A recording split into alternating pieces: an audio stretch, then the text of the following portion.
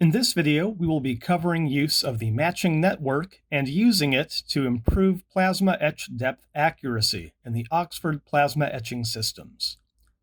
Your typical plasma etch follows the same basic steps: conditioning the chamber to improve etch rate consistency, etching a test sample, measuring the etch depth to determine the etching rate, and using that rate when etching a critical sample.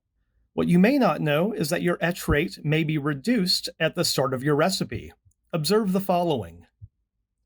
Note how when this O2 plasma step begins, the ICP power is greatly reduced for the first 5 seconds of the etch as the matching network tunes. Even after the ICP corrects itself, the matching network continues to stabilize for another 10 seconds. The physical effects of this can be witnessed in the plasma itself.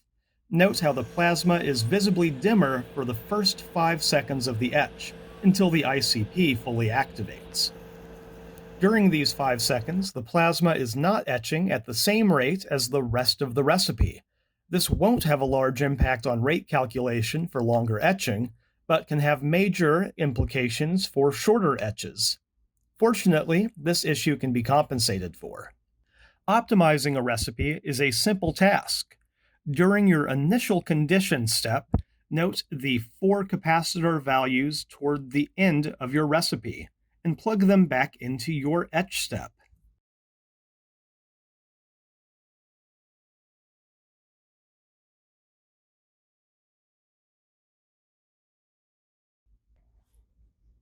As you run the recipe, observe how the capacitors move before the plasma even strikes, and how quickly the ICP reaches full power.